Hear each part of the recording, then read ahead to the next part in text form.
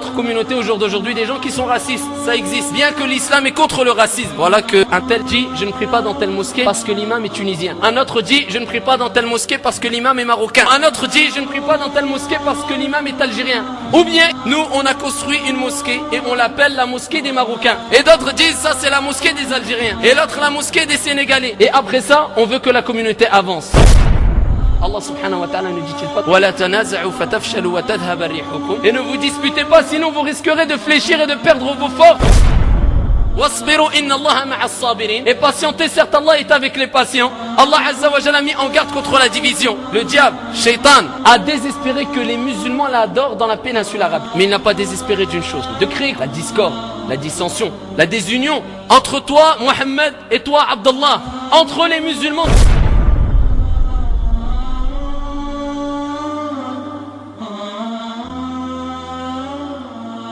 الحمد لله وحده والصلاة والسلام على أشرف خلق الله محمد بن عبد الله عليه أفضل الصلاة وأزكى التسليم وعلى آله وصحبه أجمعين أما بعد. Mes chers frères et sœurs, comme vous le savez tous et toutes, je pense, l'islam est contre le racisme. Et on a tendance, nous les musulmans, surtout dans la communauté, ayyuha al-ikhwatu wal-akhawat, ou je dirais plutôt surtout à notre époque, on a tendance à critiquer les non-musulmans qui sont racistes. Mais on a tendance aussi à s'oublier nous-mêmes, malheureusement.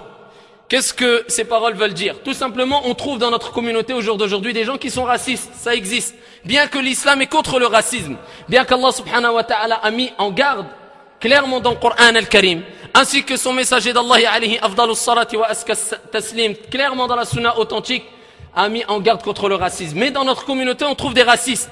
On trouve des racistes et pas simplement ce racisme envers les non-musulmans, mais ce racisme entre nous dans la communauté. Et tout le monde le reconnaîtra au jour d'aujourd'hui, bien sûr. Et je dis que ce racisme a existé, malheureusement, même à l'époque du prophète alayhi salatu wassalam. A existé même entre certains compagnons, radiyallahu anhum wa ardahum, bien que les compagnons, à l'unanimité des savants, soient les meilleures créatures sur la surface de la terre après les prophètes et les envoyés. Mais il y a eu, à certains moments, ou dans certaines situations, ce racisme même entre certains compagnons, comme on va le voir, bi'idnillahi azza wa jal. Mais pas à l'excès comme au jour d'aujourd'hui. Pas à l'excès comme au jour d'aujourd'hui. Voilà que un tel dit, je ne prie pas dans telle mosquée parce que l'imam est tunisien. Ou un autre dit, je ne prie pas dans telle mosquée parce que l'imam est marocain. Ou un autre dit, je ne prie pas dans telle mosquée parce que l'imam est algérien. Ou un autre dit, je ne prie pas dans cette mosquée parce que l'imam est sénégalais, et ainsi de suite. Et ainsi de suite. Ou bien il y a d'autres personnes qui disent, nous, on a construit une mosquée et on l'appelle la mosquée des Marocains. Ça existe? Faites un tour en France et vous verrez. Et d'autres disent, ça c'est la mosquée des Algériens. Et d'autres c'est la mosquée des Turcs. Et l'autre la mosquée des Tunisiens. Et l'autre la mosquée des Sénégalais. Et après ça, on veut que la communauté avance. حدث ولا حرج ولا حول ولا قوة إلا بالله. أيها الإخوة والأخوات. Allah subhanahu wa ta'ala ne dit-il pas dans le Coran al-Karim, ولا تنازعوا فتفشلوا وتذهب ريحكم. Et ne vous disputez pas, sinon vous risquerez de fléchir et de perdre vos forces. وَاصْبِرُوا إِنَّ اللَّهَ مَعَ الصَّابِرِينَ. Et patientez, certes Allah est avec les patients. Allah azza wa jalla a mis en garde contre la division. Bien plus que cela, écoutez bien ce que le prophète alayhi salatu wassalam a dit. Et le hadith est rapporté par Muslim. Le prophète alayhi salatu wassalam a dit, إِنَّ الشَّيْطَانَ قَدْ يَئِسَ أَنْ يَعْبُدَهُ الْمُصَلُّونَ فِي جَزِيرَةِ الْعَرَبِ وَلَكِنْ فِي التَّحْرِيشِ بَيْنَهُمْ. Le diable, Shaitan, cet ennemi public numéro 1, le plus grand ennemi des musulmans et musulmanes, ayyuha al-ahbab, a désespéré. C'est le prophète qui l'a dit. A désespéré que les Arabes ou les prieurs, les musulmans, il parle des musulmans, ayyuha al-ahbab, a désespéré que les musulmans l'adorent dans la péninsule arabique. Il a désespéré. Mais il n'a pas désespéré d'une chose, Shaitan. 14 siècles que le prophète alayhi salatu wassalam l'a dit. Il n'a pas désespéré de quoi, ayyuha al-ahbab? Walakin fi at-tahrish baynahum. De créer quoi? La discorde, la dissension, la désunion. Entre qui? Entre toi, Mohammed, et toi, Abdallah. Entre les musulmans de cette communauté, il n'a pas désespéré. Et c'est pour ça qu'on voit au jour d'aujourd'hui les musulmans qui se déchirent même au nom de l'islam. Ils construisent une mosquée, la mosquée des Marocains. Ils construisent une mosquée, la mosquée des Algériens. Baytullah ya Abdallah. Ça c'est la maison d'Allah. C'est ni ta maison ni la mienne. Ni des Marocains ni des Tunisiens. C'est la maison d'Allah, Azza wa Jalla ya Abdallah. Est-ce que tu n'as pas entendu les paroles du prophète alayhi salatu wassalam quand il dit, et le hadith est rapporté par Abu Daoud selon Abi Umama radiyallahu anhu arda, bi sanadin sahih, le prophète alayhi salatu wassalam a dit, man ahabba lillah wa abghada lillah وأعطى لله ومنع لله فقد استكمل الإيمان. فاحفظ هذا الحديث يا عبد الله. Apprends ce hadith, retiens-le, mets-le en application. Celui qui aime en Allah, celui qui aime pour Allah, c'est pas pour les gens, c'est pas pour son argent, c'est pas pour sa notoriété, c'est pas parce que c'est un tel fils d'un tel qui vient de telle lignée. Celui qui aime pour Allah, déteste pour Allah, donne pour Allah, retient pour Allah, a certes complété sa foi. فقد استكمل الإيمان. Il a complété sa foi, et pourquoi pas alors qu'Allah Azza wa Jal dit قل إن صلاتي ونسكي ومحياي ومماتي لمن لله رب العالمين. Allah Azza wa Jal ne dit-il pas dans le Coran al-Karim, dit ma prière, إن صلاتي ونسكي, mes actes de dévotion, إن صلاتي ونسكي ومحياي ومماتي, ma vie et ma mort ne sont que pour qui?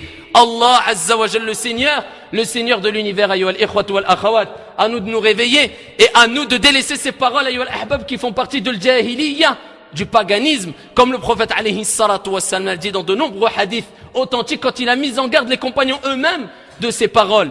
Toi tu es le fils du noir, toi tu es de telle tribu, toi tu es de telle contrée, toi tu es abadan ayyuhal ikhwat wal akhawat. Ici dans ash-shara', dans la législation islamique, dans cette noble religion ayyuhal ahbab, il n'y a aucune différence entre les êtres humains. Entre les êtres humains, je dis pas entre les musulmans, entre les êtres humains, si ce n'est qu'avec une chose, at-taqwallah, la crainte pieuse. Si ce n'est que par la crainte d'Allah Azza wa Jal. C'est pour ça que les ulama, les gens de science ayyuhal ahbab, nous ont rappelé que la balance du croyant ici-bas, c'est quoi? At-taqwallah, la crainte pieuse. Avec cette balance qui est la crainte pieuse, tu différencies entre les êtres humains. C'est par la cause de cette balance qui est At-taqwallahi Azza wa Jal. Allah Azza wa Jal nous le rappelle dans le Coran al-Karim et il dit Ya ayyuhan nas. Il s'adresse à tous et toutes, ô vous les gens. Il dit pas ô vous les arabes, ô vous les juifs, ô vous les chrétiens. Ya ayyuhan nas. Ô vous les gens. Écoutez bien, nous vous avons créé à partir d'un mâle et d'une femelle. Adam alayhi salam et Hawa. Le juif que tu as en face de toi, le chrétien que tu as en face de toi, le athée, le bouddhiste, tout être humain descend de qui? Adam wa Hawa. Tout être humain mérite le respect, ya ibadallah. Tout être humain, qu'il soit athée, bouddhiste, juif, chrétien, que dire du musulman, ya Abdallah? Ya ayyuhan nas, inna khalaqnakum min dhakarin wa untha. Allah Azza wa Jalla nous a créés à partir d'un mâle et d'une femelle, et nous avons fait de vous des peuples et des tribus. Allah le dit. Ça c'est un décret divin. Allah a fait des peuples et des tribus. Mais pour quelle raison? Pour s'enfler d'orgueil, pour s'enorgueillir, pour se dire moi je suis meilleur que telle tribu. Moi je viens du Maroc, les Marocains sont meilleurs. Je viens de l'Algérie, les Algériens sont meilleurs. Ya Abdallah, c'est toi qui as choisi ton père et ta mère. C'est toi qui as choisi d'être né au Maroc ou en Algérie pour dire nous on est meilleurs. Tu n'as rien choisi. Toi tu n'as rien choisi. Pourquoi tu te vantes d'une chose que tu n'as pas choisie, ya Abdallah? Et qui te dit que les Marocains sont meilleurs que les Algériens, ou que les Turcs sont meilleurs que les Sénégalais, ou je ne sais quoi encore, alors qu'Allah Azza wa Jal dit Inna akramakum indallahi atqakum. Les plus nobles d'entre vous, ce sont qui? Les plus pieux. Allah Azza wa Jal dit et nous avons fait de vous des peuples et des tribus afin de vous connaître les uns les autres. Voilà le but de ces tribus et ces peuples, c'est de se connaître, c'est pas de se faire la guerre, c'est pas de se disputer, c'est de se connaître. Ensuite Allah nous rappelle, certes le plus honoré ou le plus noble d'entre vous auprès d'Allah, c'est le plus pieux. Allah est certes savant et avisé, ayyuhal ikhwat wal akhawat. Allah Azza wa Jalla, ayyuhal ahbab, a légiféré des actes d'adoration et a fait que ces actes d'adoration unissent les musulmans. As-salah, la prière. Où on fait la prière? Warka'u ma'a ar-raki'in. Et inclinez-vous avec ceux qui s'inclinent. Allah a fait qu'on s'incline, qu'on se prosterne. Tous ensemble, dans les mêmes rangs. As-sufuf. On serre les rangs. Peut-être tu es riche, à côté de toi il y a le pauvre. Peut-être que toi tu es un savant, à côté de toi il y a un plus ignorant. Mais Allah Azza wa Jal a voulu, et Allah fait ce qu'il veut, que les musulmans, bien qu'ils soient riches ou pauvres, prient dans les mêmes rangs.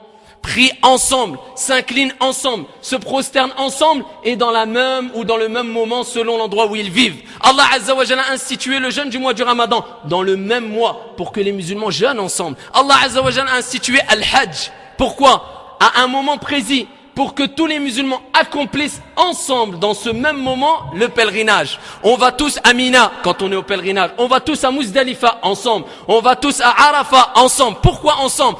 pour nous rappeler que les musulmans doivent rester unis. Bien plus que cela, va au pèlerinage ya Abdallah et tu verras que l'ensemble des musulmans, que les musulmans, les hommes, qu'ils soient riches ou qu'ils soient pauvres, qu'ils soient blancs ou qu'ils soient noirs, qu'ils viennent du Sénégal ou d'Afrique ou d'Europe ou d'Asie, tout le monde a le même habit, libasul ihram, et tout le monde répète la talbiya, labbaik Allahumma labbaik, labbaik la sharika laka labbaik, innal hamda wan ni'mata laka wal mulk, la sharika lak. Ces paroles d'unicité, et au même moment, et au même endroit, ils implorent leur Seigneur tabaraka wa ta'ala. Pourquoi? Pour nous rappeler, ayyuhal ikhwatu wal akhawat, qu'on doit serrer les rangs et qu'on doit rester unis et on ne doit pas se disputer. Sinon, on risquerait de perdre nos forces et de fléchir. Et Allah nous ordonne de patienter. Wasbiru, inna Allaha ma'as sabirin. Et rappelle-toi, ya Abdallah, qu'au jour de la résurrection, la lignée que tu défendais, je viens de telle tribu, je viens de tel peuple, de tel pays. Cette lignée, ton peuple, tu vas le mettre de côté au jour de la résurrection. Ad-dalil, quelle est la preuve? Allah subhanahu wa ta'ala, il dit dans le Coran al-Karim, lorsqu'on soufflera dans la trompe, il n'y aura plus de lignée entre eux ce jour-là, et ils ne s'interpelleront point au jour de la résurrection, plus de lignée. Et personne n'interpellera l'autre personne, même si tu es où il est de ta lignée, ou de ton peuple, ou de ta tribu. Ça ne te servira à rien. Yawma la yanfa'u mal, wa la banoun, illa man ata Allah biqalbin salim. Le jour où ni tes biens, et ni tes enfants, ni ta descendance ne te profitera en rien, sauf celui qui viendra avec un cœur saint. Donc, ya akhil habib, délaisse ces paroles. Celui-là, il est noir, celui-là, il est blanc, celui-là, il est algérien, celui-là, il est tunisien. Même chez nous, dans chaque pays, on voit cette division. Même si tu es marocain, khlas, t'es content? Tu es marocain. Tu es avec un marocain, t'es content? Non. Celui-là, c'est un rifin. Celui-là, c'est un chlouh. Celui-là, c'est un berbère. Celui-là, même si tu es berbère, tu es avec un berbère, t'es content? Non. Celui-là, il est de telle tribu. L'autre est de telle tribu. Subhanallah. Walakin fit tahrishi baynahum. Le prophète l'a dit à 14 siècles. Lakin shaitan, il ne désespère pas de quoi? De créer la discorde entre nous, ya ibadallah. À nous de craindre Allah subhanahu wa ta'ala et de prendre cette balance qui est at-taqwallahi azza wa jalla. Et celui qui s'accroche à la lignée, écoute ces quelques vers. Écoute ces quelques vers de ce poète qui nous dit, sache que l'homme se mesure par sa foi. Ne compte pas sur ta lignée aux dépens de la piété. Salman al-Farisi, le Perse, l'islam l'a élevé. Le noble Abu Lahab, l'association l'a rabaissé. وصدق جل وعلا إذ يقول بسم الله الرحمن الرحيم تبت يدا أبي لهب وتب ما أغنى عنه ماله وما كسب سيصلى نارا ذات لهب وامرأته حمالة الحطب في جيدها حبل من مسد. Abu Lahab, la personne riche, la personne de grande notoriété, Allah Azza wa Jal a fait et a voulu et a décidé qu'on récite ces versets coraniques et que ces versets coraniques qui montrent la menace contre Abu Lahab soient récités jusqu'au jour de la résurrection. Que périssent les deux mains d'Abu Lahab et que lui-même périsse. Sa fortune ne lui sert à rien, ni ce qu'il a acquis. Il sera brûlé dans un feu plein de flammes, ainsi que sa femme. Ça, c'est Allah Azza wa Jal qui le dit concernant Abu Lahab, qui s'enflait d'orgueil, qui avait de l'argent, qui venait d'une belle lignée ou d'une bonne lignée. Le résultat, il est quoi? Allah Azza wa Jal a jugé qu'il sera en feu ou dans le feu ou en enfer éternellement. Et regarde les compagnons pour terminer ici, ya Abdallah. Et vous connaissez quelques noms des compagnons qui ne faisaient pas partie des Arabes. Salman al-Farisi. Salman, c'était un Perse. Il a marqué l'histoire. Il fait partie des plus grands compagnons.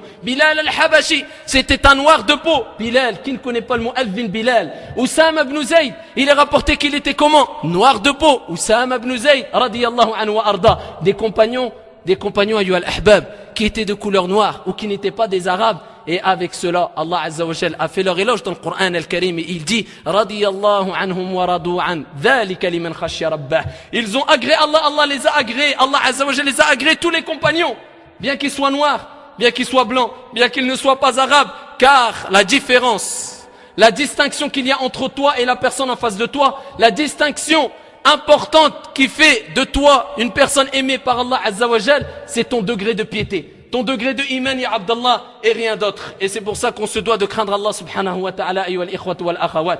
On se doit de craindre Allah azza wa jal quant à notre responsabilité envers nos épouses, envers nos enfants, envers nos frères, envers cette religion, envers ad-da'watu ila Allah azza wa jal. Crains Allah azza wa jal, haythuma kunti Abdallah, où que tu sois, car at-taqwa Allah azza wa jal, c'est la balance, ya Abdallah, qui distingue entre les gens ou qui te fait distinguer de l'égaré. Plus tu as la crainte pieuse, plus tu as al-iman, et plus tu seras aimé par Allah Azza wa Jal, bien que tu sois blanc ou noir ou marocain ou sénégalais ou américain ou je ne sais quoi encore. Donc à nous de délaisser ce racisme qui existe au sein de cette communauté et de craindre Allah subhanahu wa ta'ala.